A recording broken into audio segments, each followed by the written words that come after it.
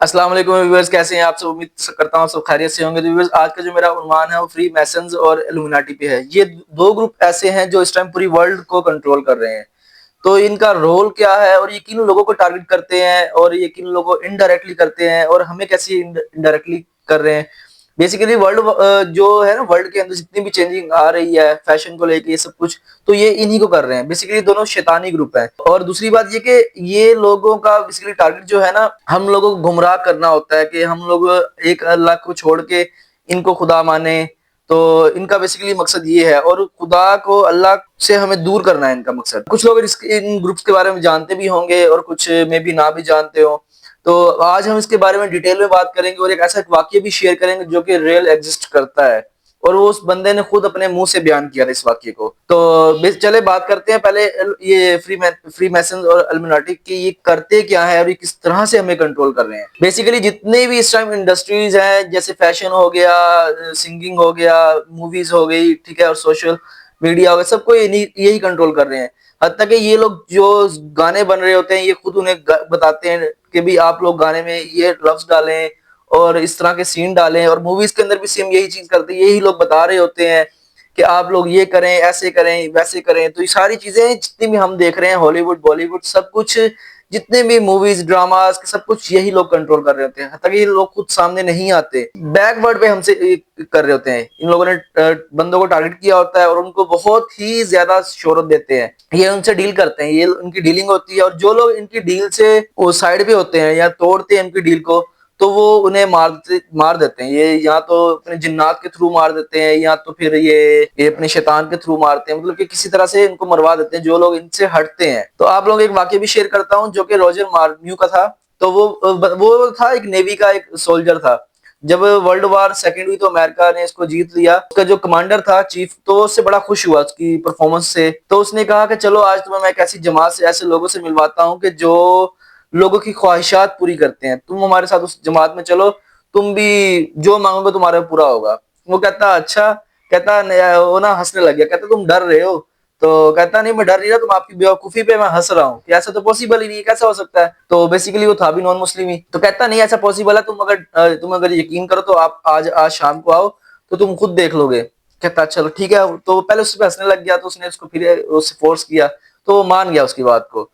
अब हुआ ये कि जब वो शाम को जाता है उस महफिल के अंदर, तो वो देखता है कि हर तरफ वो मजमा लगा हुआ है, चारों तरफ लोग खड़े हुए हैं कपड़े पहन के, और सेंटर में एक औरत खड़ी हुई है। तो लोग उसके पास आ रहे हैं, अपनी फरमाइशें दे रहे हैं, तो वो पूरी कर रही है। वो लोग वो ना बड़ा हैरान होता है इस सबको देख के। तो कहता है कि एक ना लड़की आती है, तो वो कहती है कि भाई मेरी एक दोस्त है, तो जिसको ना मैं मौत के वक्त उससे मैं माफी नहीं मांग सकी, तो तुम मुझे वापस उससे मिलवाओ ताकि मैं उससे माफी वगैरह मांगू। जो औरत होती है जो उसकी सबकी ख्वाहिशात पूरी कर रही होती है, तो वो क्या करती है, ग्रीन पर्दे के पीछे से ऐसे हाथ डालती है और उस बंदे को सामने ले आती है। तो वो उससे बात, वो ये मंजर देखता है, वो डर जाता है कि यार ये सच में ये पॉसिबल है। तो वो डर जाता है वो बंदा। तो वो जब वो डरता है तो वो कहता है कि ले भाई, उससे वो बातचीत कर रही होती है। तो वो देख के बड़ा हैरान कौन हुआ होता है कि ये चल क्या रहा है, चक्कर ये माजरा हो क्या रहा है। अब होता ये कि जब उसको, अब वो उसकी ख्वाहिश पूरी हो जाती है, तो वो कहता है कि अब मेरा नंबर आ गया, तो अब मेरी बारी है भाई। जब उसे बुलाते हैं, कहते हैं हाँ भाई बताओ क्या तुम्हारी क्या ख्वाहिश है। तो वो कहता है कि भाई मैं ना अपने माँ बाप से मिलना चाहता हूँ।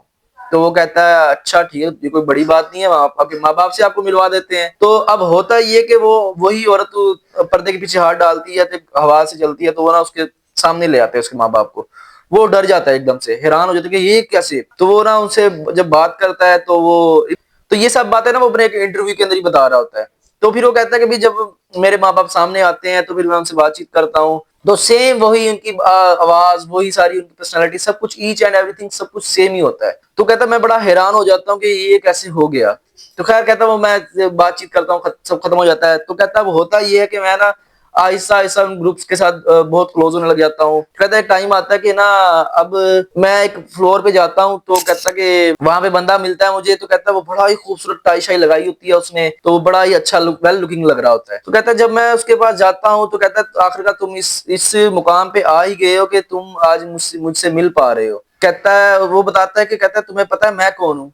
कहता है मैं जब से दुनिया बनी है तब से मैं हूँ, इस टाइम एग्जिस्ट कर रहा हूँ, ना मुझे अभी तक मुझे मौत नहीं आई। तो कहता है तुम्हें पता है कि उसने कुछ क्लेम्स किए बहुत बड़े बड़े, वो जो रोजर था वो बताता है, कहता है उसने वो कुछ क्लेम्स किए जो कि मुझे उसने हैरान कर दिया। वो कहता है तुम्हें पता है डार्विन की थ्योरी किसने दी? ये मैंने लिखवाई है ऐसे।